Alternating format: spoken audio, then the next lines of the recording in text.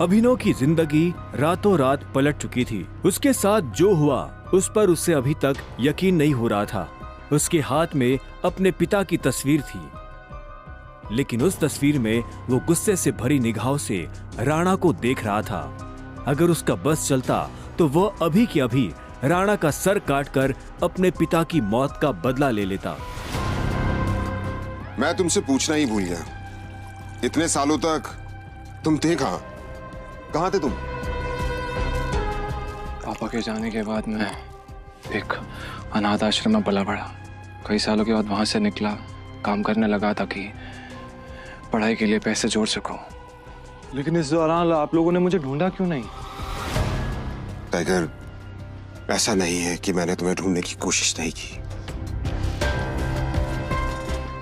जैसे कि मैंने तुम्हें बताया कि तुम्हारे पापा के जाने के बाद माफिया वर्ल्ड में अफरा तफरी मच गई थी। हम उसे भी संभाल रहे थे और तुम्हें भी ढूंढने की कोशिश कर रहे थे, लेकिन वक्त के साथ साथ तुम्हारा चेहरा भी बदल रहा था, इसलिए तुम्हें ढूंढने में बहुत मुश्किल हो रही थी। फिलहाल अब तुम मिल गए हो। अब तुम्हें देखकर मोंटी और बाकी सब लोग बहुत खुश होंगे। मोंटी का नाम सुनते ही अभिनव को गुस्सा आ गया था। मोंटी एक गद्दार का बेटा था। अभिनव ना तो उस गद्दार के बेटे से मिलना चाहता था और ना ही बात करना चाहता था। लेकिन पापा ने तो मुझे कभी इस माफिया ग्रुप के बारे में कुछ बताया ही नहीं है। वो चाहते तो मुझे बता भी सकते थे। तब तुम बहुत छोटे थे, शायद इसीलिए संजय ने तुम्हें इन सब चीजों से दूर रखा। लेकिन मेरा यकीन मानो, मैंने तुम्हें ढूंढने की बहुत कोशिश की। अब तुम मिल गए हो तो मुरझाया हुआ द माफिया किंग फिर से जिंदा हो जाएगा। चीयर्स। अभिनव के मन में कई सारे सवाल उठ रहे थे। उसे समझ नहीं आ रहा था कि राणा का राज अकरम और बाकी लोगों को पता क्यों नहीं चला और क्यों एक गद्दार का बेटा अभिनव की गद्दी पर बैठा हुआ था। इससे पहले कि अभिनव अपने आप को कोई जवाब दे पाता, अकरम उसके पास आया और उसने अभिनव को 50 करोड़ रुपए का एक चेक थमा दिया।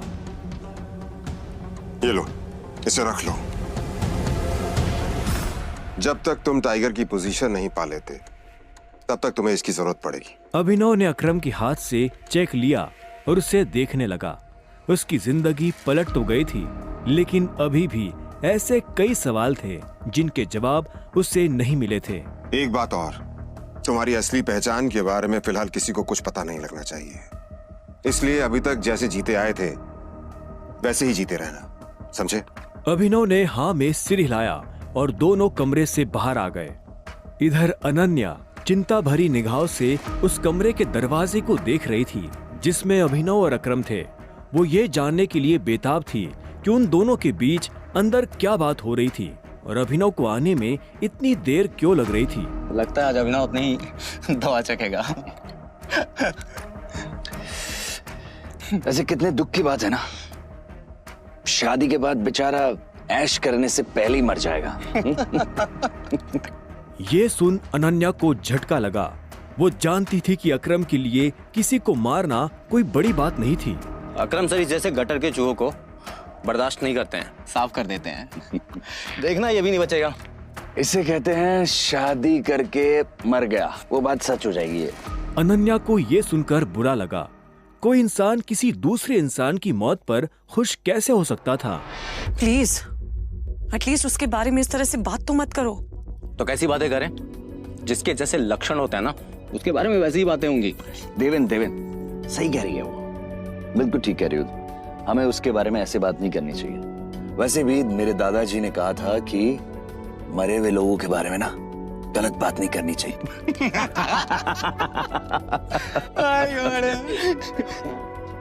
इससे पहले कि अनन्या कुछ कहती, अकरम अभिनव को लेकर बाहर आ रहा था। अभिनव के बदन पर एक छोटी सी खरोंच भी नजर नहीं आ रही थी। जब देवेन और सनी ने ये देखा तो उनका मुंह हैरानी के मारे खुला का खुला रह गया। इसे देखकर तो लग ही नहीं रहा है कि अकरम सर ने इसे हाथ भी लगाया है। वैसे जितनी देर तक ये दोनों कमरे के अंदर थे, अब तक तो इसकी नाक टूटी हुई होनी चाहिए थी, पर ये तो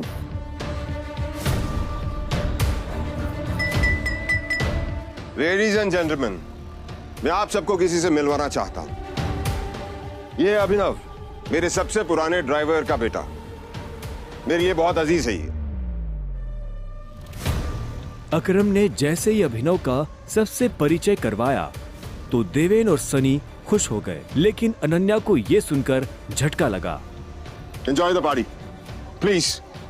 इतने में अकरम ने कहा और अभिनव को अकेला छोड़ बाकी लोगों से मिलने के लिए निकल गया। देवेन और सनी को अभी तक समझ नहीं आ रहा था कि अकरम अभिनव को इतना भाव क्यों दे रहा था। अभिनव को इस बात से कोई लेना देना नहीं था कि सनी और देवेन उसके बारे में क्या सोच रहे थे। उसकी आंखों के सामने बस रह रहकर अपने पिता की शक्ल आ रही थी। उसे वो रात याद आ रही थी जिस रात को राणा ने संजय को गोली मारी थी। अभिनव को ये भी याद आया कि उसे खुद भी गोली लगी थी, लेकिन उसकी किस्मत अच्छी होने की वजह से वो बच गया था।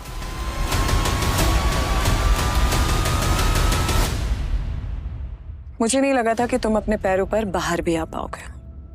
अच्छा, तुम्हें मेरी इतनी चिंता हो रही थी? ओ प्लीज, मुझे चिंता नहीं हो रही थी, बस तुम्हें तो अपनी चिंता होनी चाहिए ना। अगर जिंदा रहना चाहते हो तो थोड़ा बचकर रहो। अकरम सर ने तेरे से अंदर क्या बात की बता। उन्होंने मुझसे कहा कि अगर देवेन जैसा कहता तुझसे सवाल पूछे तो उसे जवाब मत देना। रामखोर। देवेन ने उसे गाली दी, लेकिन अभिनव पर उसका कोई असर नहीं हुआ। उसके दिमाग में इस वक्त पहले से ही कई जरूरी चीजें घूम रही थी। इसके बाद पूरी पार्टी के दौरान अनन्या ने अभिनव से कोई बात नहीं की। मेरा घर यहाँ से पास में है, वहीं ले लो। तुमने सोच भी कैसे लिया कि मैं तुम्हारे साथ तुम्हारे घर आ रही हूँ? तुम्हारी हालत ऐसी है तो पता नहीं तुम्हारे घर की हालत कैसी होगी। तुम मेरी पत्नी हो, मेरे साथ नहीं रहोगी तो किसके साथ रहोगी? सुनो, अपनी ये 2 कौड़ी का लॉजिक ना अपनी जेब में रखो।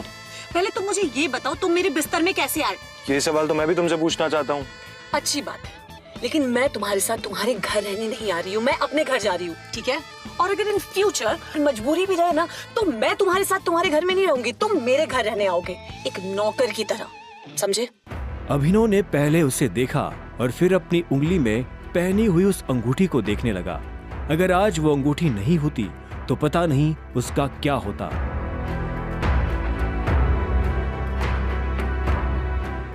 अगली सुबह जब अभिनव का अलार्म बजा तब वो फिर से वही सपना देख रहा था। अलार्म की आवाज सुन वो झटके से उठा और अपने बिस्तर पर बैठ गया। उसने उठते ही मन ही मन सबसे पहले अकरम को धन्यवाद दिया, जिसने उसके पिता की कंपनी को इतने सालों बाद भी जिंदा रखा, लेकिन साथ ही उसे अपने पिता को खोने का मलाल भी था। इसी ख्याल के साथ अभिनव बिस्तर से उठा और अपने काम पर जाने के लिए तैयार होने लगा। अकरम के हिसाब से उसकी डिलीवरी बॉय की जॉब उससे अपनी पहचान छुपाने में काफी मदद कर सकती थी। अभिनव ने अपनी जेब में अकरम का दिया हुआ चेक डाला और घर से निकल गया। 1 घंटे बाद जब वो अपनी बाइक से ऑफिस आया और कॉरिडोर में चलने लगा तो उसे पीछे से आवाज आई, ए डिलीवरी बॉय। यह आवाज उसके साथ काम करने वाले हरीश की थी। उसे ऑफिस में अपना काम करने की नहीं, अभिनव को चिढ़ाने की तनख्वाह मिलती थी। क्या हुआ, कुछ काम है? मुझे देर हो रही है। हाँ, अबे तुझे किसी मीटिंग में जाना है, बॉस तुझे बुला रहा है। और भाई कल तू कहाँ चला गया था बिना बताए? अपने बाप की बारात में गया था क्या? ये सुन अभिनव की नसें गुस्से में फटने को आई थी। वो चाहता तो अभी हरीश के सारे दांत एक मुक्के में अलग कर सकता था, लेकिन उसने अपने आप को शांत किया और उसकी बात का जवाब दिए बिना अपने बॉस के कैबिन की तरफ बढ़ने लगा। Good morning sir. ऐसा क्या है गुड इस मॉर्निंग में? अभिनव के पास इस सवाल का कोई जवाब नहीं था। ऐसे में उसके बॉस ने आगे कहा, कल तुम बिना बताए चले कैसे गए? अभिनव के पास इस बात का भी कोई जवाब नहीं था। वो चाहता तो अपने बॉस को कोई बहाना बनाकर टाल सकता था, लेकिन अभिनव झूठ नहीं बोलना चाहता था। कल कितनी सारी डिलीवरी थी, तुम्हारी वजह से हमारा कितना नुकसान हुआ तुम्हें पता है? पर सर मुझे महीने में कैजुअल लीव तो मिलती है, तो शट अप! काम तो तुमसे होता नहीं है, बस बहस करने चले आते हो। ये कंपनी तुम्हारे बाप की है। ये सुनते ही अभिनव का पारा गर्म हो गया था। उसने गुस्से में अपनी मुट्ठी भींच ली और घूरते हुए अपने बॉस को देखने लगा। घूर क्या रहा है?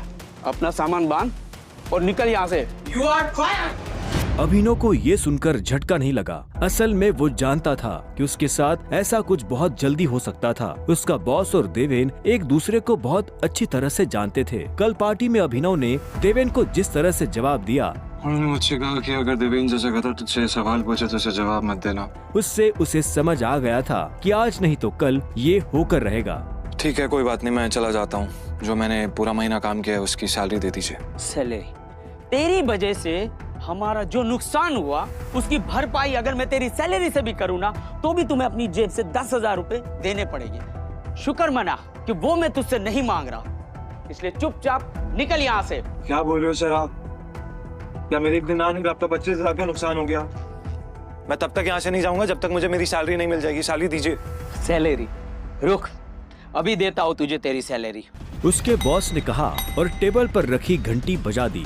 अगले ही पल कमरे का दरवाजा खुला और 4 बाउंसर अंदर घुस आए। उठाकर बाहर पटको साले को।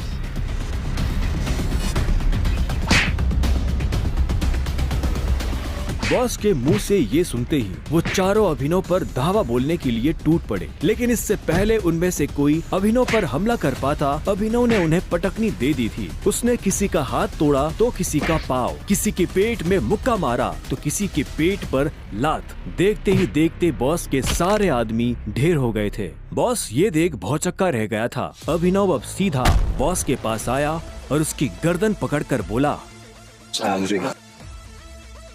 बॉस ने घबराहट में अपने ड्रॉअर से कैश निकाला और कांपते हाथों से अभिनव को थमा दिया। अभिनव ने कैश देखा और बॉस की गर्दन छोड़ वहां से बाहर निकलने लगा। इससे पहले कि वो बाहर आता, उसने बॉस की आंखों में देखा और बोला, और एक बात याद रखना, अगर आज के बाद किसी के बाप पे गया ना तो गर्दन तेरी होगी, पंजा मेरा।